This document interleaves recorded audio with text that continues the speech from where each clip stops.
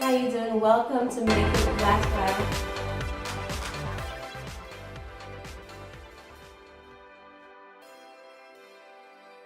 Hey guys, this is Mike and Shoshana Bowens from Make It Last Forever, and we're coming back to you with another amazing episode. And this episode is Study Your Spouse. Mm-hmm. Woo! This is exciting right here, because the question is, how well do you really know the person that you're with? How well do you really know your husband? Mm-hmm. How well do you really know your wife? Yep. Because, quite frankly, as much counseling sessions that I have done, that we have done jointly with many people, it's like people are married to strangers. Yeah. I mean, to me, to sing that song years ago, I dare not try to sing it because I don't have the I don't have that voice. But then she said there was a stranger in my bed.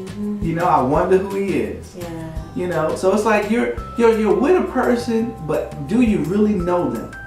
You know, the scripture says, you know, dwell together with understanding.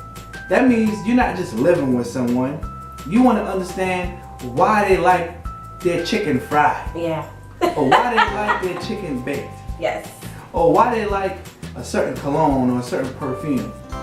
Why they like for you to touch them the way that they do.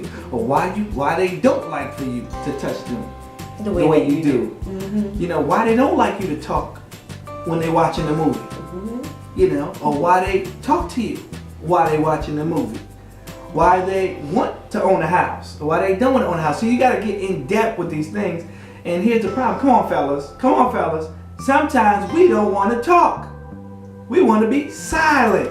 Come on, ladies. Sometimes you talk too much. And you never shut up. Sometimes you just talk. And dudes be like, oh, see, fellas, that's the problem. We don't talk enough, and then they talk too much. Because see, you're not talking, and then they start talking more, asking more questions, because you're not responding. But if you don't respond, they're going to keep on talking. You want to say anything? And sometimes if you do respond, you still keep talking. You know, women have so much to talk about. Like, we think so much more. I'm not going to say think so much more than men, but have more thoughts. We have more thoughts than men. And so sometimes our thoughts come out by the way of speaking. Sometimes we don't have nothing to talk about. Like, we're not even saying anything, but we just like to talk because we're communicators. We like to communicate, whether it's good, bad, ugly, or whatever. We like to communicate. As you see, I can go forever while I'm talking to you guys. You know, and my husband, he knows me and I know him. So sometimes if I'm talking too much, I can feel him saying, you know, he doesn't even have to say it. I can just feel his body or his movement or just, you know, his facial expression. I send a telepathy. Yeah, we have telepathy going on. You know, I'm like, okay, well, let me not talk so much. Let me stop talking, or let me just see. But on a serious note, women are communicators and men communicate in different ways. For my husband, he's a listener. He loves to listen. Though he comes and he does these, you know, these videos, and he's a motivational speaker, and, you know, he's an author, and I mean, you would think that he talks a lot, but he really doesn't. He's very quiet, actually. Sometimes you don't even know that he's in the house because he's so quiet. So he's more of a listener, and that's one of the things that I loved about him when we first were courting. I love the fact that I can just talk and that he would just listen, even if I'm not talking about anything. But some men, they listen. They're listening, but they're not hearing what you're saying. Like, he can intentively listen, hear, and understand what you're saying, and can make a reply. And so I think sometimes with we as women, we find our way to talk ourselves into and out of certain things. You know what I'm saying? So, like, for instance, if my husband is watching a sport game or whatever, that's not the time for me to come to him and say, "Hey, babe, what do you think about this color on the wall?" Just messed up, Just messed up in the game. Steph Curry shooting the three. She's like, "What do you think about this color?" I'm like, "Crickets." Yeah. I can't hear nothing you saying right now. I can't hear you. Wait till halftime. Exactly. It's not the time. And then the worst thing is that you stand right in front of the game. So he's like, he's not listening to you because he's trying to pay attention. So that's not the best time to go to him and talk to him about something important or something that's not of importance. Vice versa. If a woman is, out with her girlfriends or at the salon, it's not the best time for her husband to call and say, "Hey, babe, where did you put where'd you put my shoes, or where'd you put my socks, or whatever." So you just gotta kind of pick your battle and see. You gotta really study each other. You gotta really study each other and see what's each other's strengths and weaknesses, and where this person is and where that person are. It's important to do that. And I just want to jump in for a moment, because you got to really understand what is it that your spouse loves. And it's so simple. When I was remember in school when they had, algebra or whatever it was, they said the KISS method. Keep it simple, stupid. Oh yeah. Right? Keep it simple, stupid. Same thing with marriage. Oh my gosh. Sorry, baby. It's okay. Keep it simple. And I'm not saying you stupid, but that's the method. Yeah. Keep it simple, stupid. Mm-hmm. If you know your spouse loves back rubs, get the Vaseline or get the baby oil and start to rub it. Rub the mess out of it. Rub the mess out that back. If you know that they like flowers and candy and notes, become Romeo. Yeah. Because guess what? It's what they love. So it's one thing to know something and not do it. But it's one thing not to know something and do it, and you're not doing it, as opposed to you know what to do and not do it. It's like, come on, man. You know what to do, so just be not only a hearer of the word, but be a doer of the word. Mm-hmm. So it's like, that's how you can make your marriage better. You know that your wife likes to talk. Do what you got to do. Get some coffee, get some tea, whatever. Some ginseng.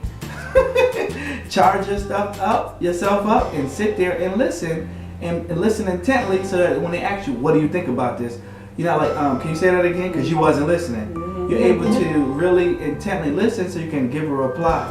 Mm-hmm. It's like studying your spouse. From the bedroom to the boardroom to the courtroom. Ooh. Understanding that's good. What is it that they like, mm-hmm. and give it to them. Because we just were talking about this today. Yeah. Is that most people are not getting what they want in their relationship, and they're going elsewhere to get it. Now, when you're married over a period of time, you can become comfortable. You can become lackadaisical. You can be like complacent. Mm-hmm. Well, you fart in front of each other. It's like the whole daggone orchestra is in the room. You just burp. Excuse me. Which is understandable. Everybody's human. But remember when you was dating? You wouldn't even fart in front of them. There were certain things you wouldn't do in front of them. Remember when you was dating, how you would buy them some candy? This for you, girl. I love you, boo. Or you would touch him a certain way, you would rub his neck. But you with him and you want him to feel comfortable, you want him to feel like the man. After you get married, you start to feel, some people just start to, I'm tired. I don't feel like it. You just expect for your spouse to understand that you're tired. You got to do what it takes to go the long haul. See, this is a marathon. Yeah. This is not a sprint. This is for the long haul. And if you want to have the best out of your marriage, study who you're with and apply the things that you learned when you study about them into your marriage. It's really that simple. Absolutely. It's simple, but it still takes work. Absolutely. Let's not confuse the two. Mm-hmm. Just because it's simple don't mean that it's easy. Exactly. Everything takes work. It still takes work. Everything takes work, but it can be done. Mm-hmm. It can be done, and I think that if you are selfless and that if you're willing to do the things that it takes to, you know, make that person feel like $1 million or $1 trillion, like I want to feel like a billionaire. I want Yeah. to feel like a billionaire. like they're the only person on the planet that you see, you know, then you'll go the extra mile. You'll do what you have to do to make sure that that person is taken care of in the way that they like. You know, so it's so important to do that, to make sure that you're studying each other, especially too when you have kids. Because when you have kids, it's a different dynamic, and sometimes, most of the time, your attention span is on your children. So sometimes you really don't have that opportunity to check out your husband and check out your spouse and see what they're doing. But you have to make time. Like, your kids are of age now where they can kind of just, you know, go sit down somewhere and you and your husband, your wife can take that time, you know, together and just be, you know, what's the word I'm looking for? Engulfed in each other's arms, Mm-hmm. love, whatever it is. Like, sometimes with us, we send our children upstairs and let them go play and, you know, chill out or whatever. And we take the time together, even if it's for an hour, to do that and just, hey, you know, let's talk about this, or, you know, let's do that, or let's do this, or even just watch a movie together. Like, you know, so it's very simple. It takes work, but it can be done. Amen. Yep. Guys, we got to conclude this message. We're going to come back with a part 2 from Studying Your Spouse. Absolutely, guys. Until next time, be blessed.